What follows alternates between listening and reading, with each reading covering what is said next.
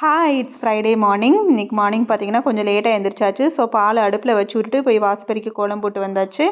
இப்போ டிஃபன் தேங்காய் சட்னி மட்டும் தான் வைக்க போகிறேன். ஸோ முளைக்கட்டின பயிரை ஃப்ரிட்ஜிலேருந்து எடுத்து வச்சுட்டேன் காலை டிஃபனோட சாப்பிட்றதுக்கு. தேங்காய் சட்னி மட்டும் வச்சு தோசை ஊற்ற போகிறதுனால கொஞ்சமாக கப்பக்கிழங்கு இருந்துச்சு. ஸோ அதையும் வச்சுக்கலாம் அப்படின்னு சொல்லிட்டு அதை தோல் சீவி இந்த மாதிரி கட் பண்ணி எடுத்து வச்சுட்டேன். மஞ்சப்பொடி உப்பு போட்டு இப்போ வேக வைக்க போகிறேன். ஸோ குக்கரில் ஒரு 2 சவுண்டு விட்டு இறக்குனா போதும் வெந்துடும்.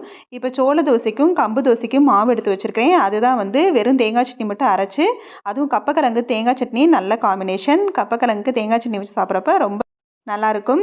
ஸோ தேங்காய் சட்னி மட்டுங்கிறதுனால கப்பக்கிழங்கும் சேர்த்து வச்சா கொஞ்சம் நல்லாயிருக்கும் அப்படின்னு சொல்லி அதையும் நான் ரெடி பண்ணுறேன். ஒவ்வொரு விஷயத்தையும் இப்போ நம்ம குடும்பத்துக்காக பார்த்து பண்ணுறப்ப நம்ம அம்மாவங்க தான் உண்மையிலே ஞாபகம் வருவாங்க. ஆனால் அம்மாவங்க சாக்ரிஃபைஸ் பண்ணுற அளவுக்கு நாம் பண்ணுறதில்ல நான் ஃபீல் பண்ணுறேன். ஏன்னா அவங்க விசேஷ நாட்களில் கூட புது துணி உடுத்திக்கணும்னு நினைக்க மாட்டாங்க.